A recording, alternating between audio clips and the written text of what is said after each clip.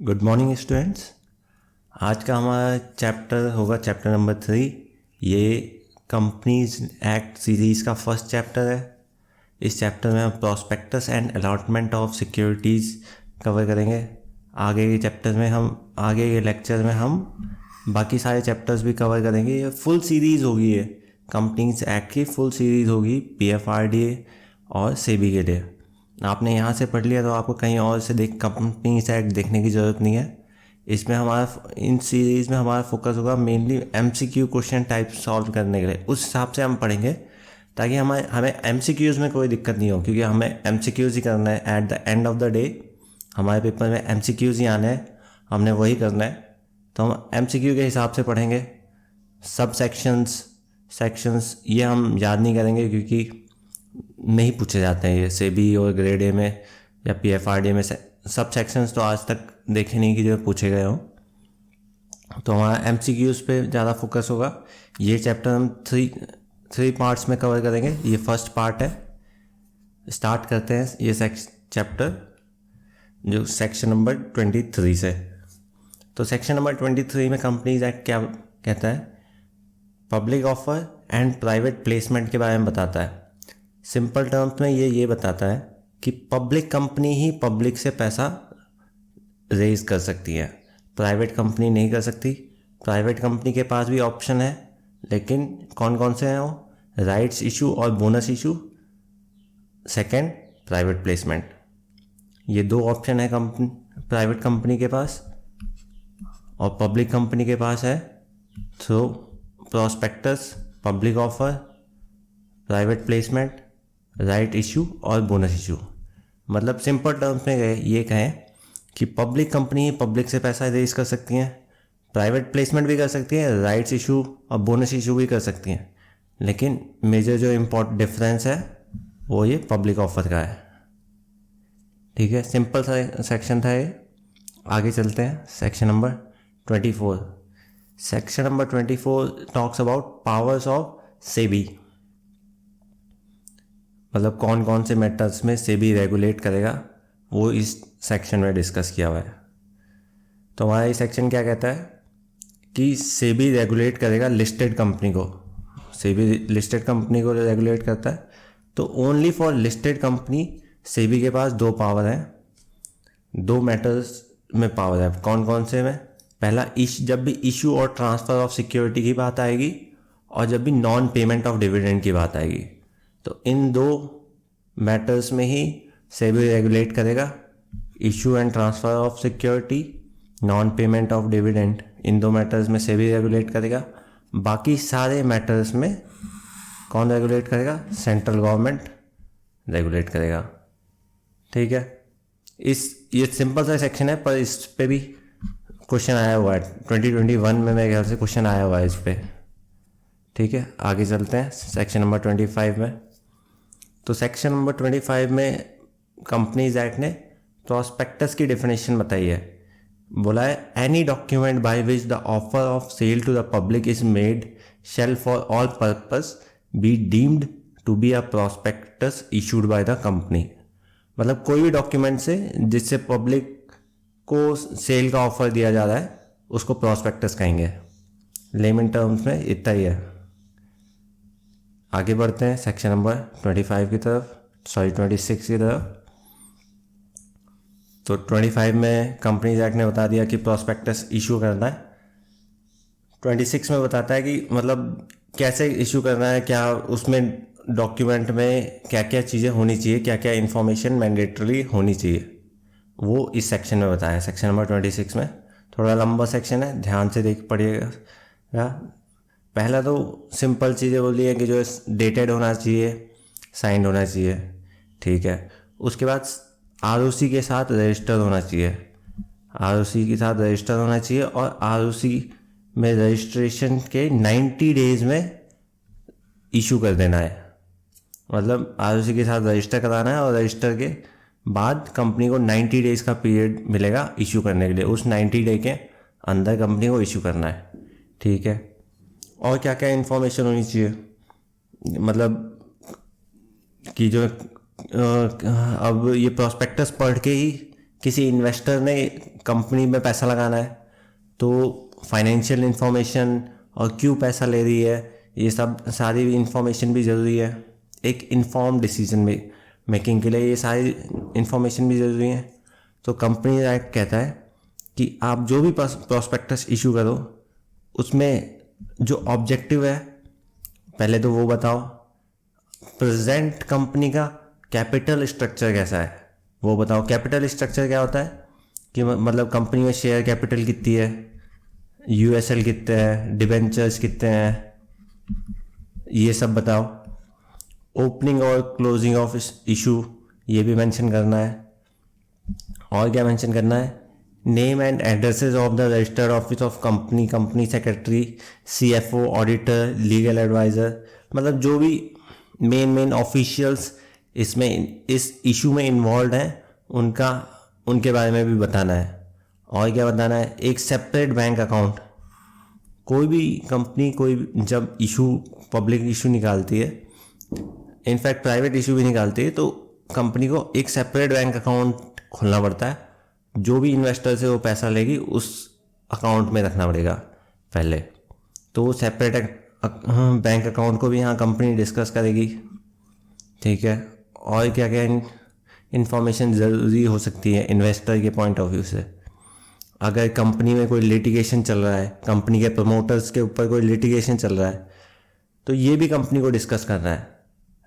पिछले 5 साल के लिटिगेशन या लीगल एक्शन ये भी डिस्कस करने हैं। और पिछले 5 साल के फाइनेंशियल इंफॉर्मेशन, मतलब प्रॉफिट एंड लॉस, ये भी इन्वेस्टर के पॉइंट ऑफ व्यू से इम्पॉर्टेंट है, तो ये भी डिस्कस करना है, ठीक है। और अब इस सेक्शन में क्या पनिशमेंट भी है, पनिशमेंट फॉर कॉन्ट्रावेंशन। कंपनी और पर्सन इन डिफॉल्ट दोनों को सेम है, कितनी है 50,000 मिनिमम, मैक्सिमम 3 लाख, ठीक है। तो इसमें 2-3 पॉइंट इस सेक्शन के काफ़ी इंपॉर्टेंट है। पहला तो आरओसी में रजिस्टर करना, और रजिस्टर ये 90 डेज़ में इशू करना है, ठीक है। पिछले 5 साल की लीगल एक्शन या लिटिगेशन डिस्कस करने हैं, ठीक है। और पिछले 5 साल के फाइनेंशियल्स ये भी बताने हैं। 5 साल से कम ही हुआ है कंपनी को इनकॉर्पोरेट हुए तो उतने 3 साल के बताएगी, अगर 3 साल ही हुआ है। पर जनरली अगर 5 साल से ऊपर हुआ है या 5 हुआ है तो 5 साल के बताने हैं, ठीक है। आगे बढ़ते हैं। Section number 27।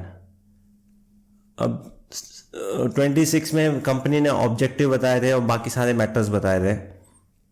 अब इसमें क्या है, वेरिएशन की बात करी गई है। अगर आपने जो पहले बताया था प्रॉस्पेक्टस में, अब उसमें कुछ चेंज आया है या कंपनी कुछ चेंज करना चाहती है ऑब्जेक्टिव में।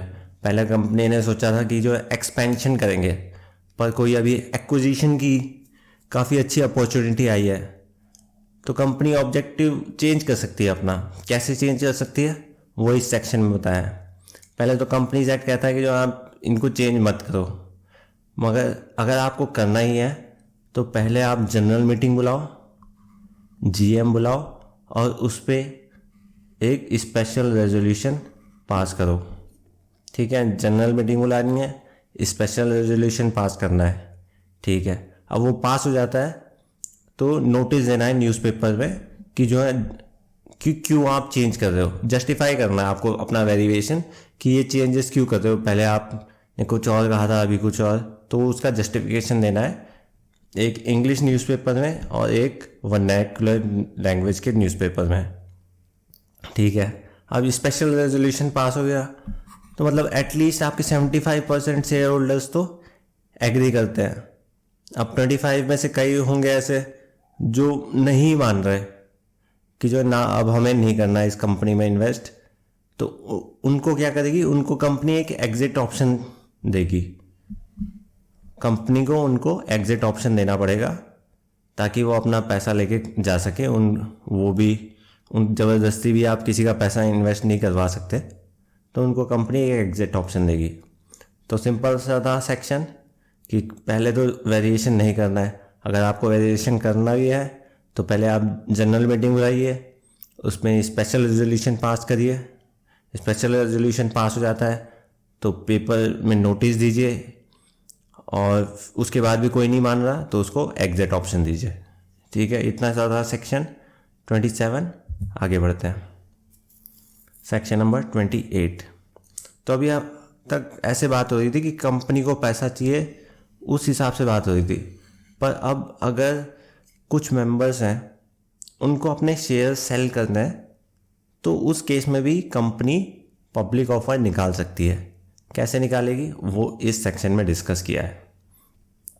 तो अगर मान लो किसी के पास 10% शेयर है, उसको 10% पूरा बेचना है या फिर 5% बेचना है, तो वो कंपनी के पास जाएगा कि जो कंपनी हमें अपने शेयर्स सेल करने हैं। तो कंपनी क्या करेगी, प्रॉस्पेक्टस निकालेगी, अलॉटमेंट करेगी, पूरा प्रोसेस कंप्लीट करेगी। उसके बाद कंपनी का जो भी खर्चा हुआ है इस पूरे प्रोसेस में वो रिकवर करेगी कंपनी। किससे? जो शेयर होल्डर्स जिनके वो शेयर्स सेल कर दिए। इतना सा है सेक्शन। पहले जो भी जिसको भी सेल करना है वो कंपनी के पास जाएगा, कंपनी को ऑथराइज करेगा, कंपनी प्रोस्पेक्टस निकालेगी, इशू निकालेगी और फिर कंपनी उन शेयर होल्डर्स से एक्सपेंसेस रिकवर करेगी। ठीक है, इतना ही सा है सेक्शन नंबर 28। आगे बढ़ते हैं सेक्शन नंबर 29। अब सेक्शन नंबर 29 में क्या बात कह रहा है कंपनीज एक्ट कि जो भी आप पब्लिक ऑफर निकालो वो डीमैटेरियलाइज फॉर्म में होना चाहिए। शेयर्स फिजिकल फॉर्म में नहीं या पेपर फॉर्म में नहीं, आप डीमैट फॉर्म में निकालो। अब ऐसा क्यों? क्योंकि डीमैट फॉर्म में फ्रॉड का रिस्क कम हो जाता है, प्रोसेस काफ़ी ट्रांसपेरेंट रहता है और क्या कहते हैं प्रोसेस काफ़ी फास्ट भी हो जाता है। तो जो भी पब्लिक ऑफर निकालेगा अब उसको डीमैट फॉर्म में ही निकालना पड़ेगा। Every company making public offer shall issue the securities only in dematerialise form. ठीक है, आगे बढ़ते हैं सेक्शन नंबर 30 में। अब पब्लिक ऑफर निकाल लिए तो पब्लिक को बताना भी पड़ेगा कंपनी को कि जो ऐसा ऐसा ऑफर निकला है, आप सब्सक्राइब करो। तो कंपनीज एक्ट कहता है कि अगर आपको एडवर्टीजमेंट निकालना है तो आप निकाल सकते हो, पर उस एडवर्टीजमेंट में ये 2-4 बातें हैं जो आपको मैंडेटरी है उस एडवर्टीजमेंट में डालना। क्या क्या क्या हैं वो बातें? पहला तो ऑब्जेक्टिव, क्या ऑब्जेक्टिव है। ठीक है, उस पब्लिक ऑफर का ऑब्जेक्टिव क्या है, क्या करोगे उस पैसे से, ये बताना है। दूसरा लायबिलिटी ऑफ मेंबर, ये भी उस एडवर्टीजमेंट में होना चाहिए कि क्या क्या लायबिलिटी है मेंबर की। Amount of share capital structure of the company का कैपिटल स्ट्रक्चर भी डिस्कस करना है, अमाउंट ऑफ शेयर कैपिटल भी डिस्कस करना है। और सबसे इम्पॉर्टेंट बात जो उसमें बतानी है कि जो भी सिग्नेटरी हैं वो खुद कितने शेयर सब्सक्राइब कर रहे हैं, क्योंकि ये इम्पॉर्टेंट है ना। अगर अच्छा है तो वो खुद ज़्यादा करेंगे, अगर खुद वो एक भी नहीं कर रहे और पब्लिक से कह रहे हैं कि जो आप पैसा इन्वेस्ट करो बहुत अच्छा है बहुत अच्छा है, तो ऐसे कैसे है? अगर अच्छा है तो आपने खुद क्यों नहीं किया है? तो ये भी बताना है कि जो सिग्नेटरी हैं उन्होंने खुद कितने शेयर सब्सक्राइब किए हैं, ये बताना है। ये 2-4 बातें भी बतानी है। ठीक है, इतना ऐसा है सेक्शन नंबर 30। अब देख लेते हैं इन सेक्शंस पे जो हमने पढ़े, इस पे MCQ आए हुए हैं, वो उनको डिस्कस कर लेते हैं। पहला तो पावर ऑफ सेबी पे आया हुआ है, issue and transfer of securities की पावर किसके पास है, वो हमने देखा सेबी के पास है। सेक्शन नंबर 24 में देखा हमने। और क्या है, company can not alter terms of contract और prospectus except by dash meeting dash resolution. तो हमने देखा था सेक्शन नंबर 27 में कि जनरल मीटिंग में स्पेशल रेजोल्यूशन पास करना, उसके बाद ही आप कोई भी वेरिएशन ला सकते हो। तो ये था।